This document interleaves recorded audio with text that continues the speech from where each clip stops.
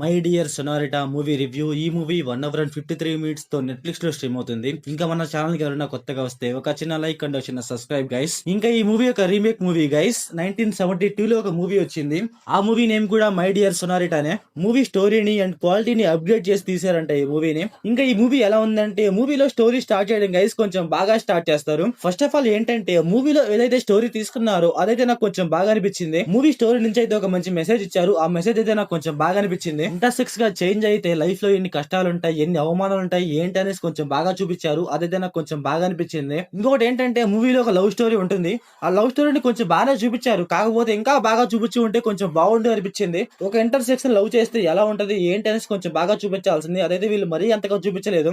దాన్ని కొంచెం బాగా చూపించి ఉంటే కొంచెం బాగుండు అనిపించింది నాకు. ఇంకొకటి ఏంటంటే, మూవీలో ఎమోషన్స్ కొన్ని సీన్స్ లో అయితే మనకు వర్కౌట్ అవుతాయి. నాకైతే కొన్ని సీన్స్ లో బాగానే వర్కౌట్ అయ్యాయి.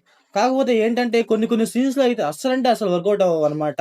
ఆ సీన్స్ ఏంటంటే, మనం ఒక రకంగా జరుగుతాయి అనుకుంటాం. కాకపోతే అసలుకి అంతు లేకుండా ఎటో వెళ్ళిపోద్ది ఆ స్టోరీ అయితే. అదైతే నాకైతే కొంచెం అన్లాజిక్ గా కొంచెం ల్యాక్ చేసినట్టు అనిపించింది. ఏంటంటే, మూవీలో స్టోరీ బాగానే వెళ్తా ఉంటది. కాకపోతే అక్కడక్కడ పెద్ద పెద్ద బండలు పడతా ఉంటాయి. అక్కడే మనకైతే పిచ్చ అంటే పిచ్చ ల్యాగ్ అనిపిస్తా ఉంటది. మెయిన్లీ ఏంటంటే, మూవీలో ఒక హాఫ్ అన్ అవర్ అయ్యాక ఒక సీన్ ఉంటుంది మామ. ఆ సీన్ అయితే నాకైతే పిచ్చ అంటే పిచ్చ ల్యాగ్ అనిపించింది. అసలు ఆ సీన్ ఎందుకు పెట్టారా ఏంటి అనిపించింది నాకైతే. ఇంకా ఈ మూవీ ప్లాట్ లైన్ ఏంటంటే, ఒకరు తన జెండర్ మార్చుకుంటారు.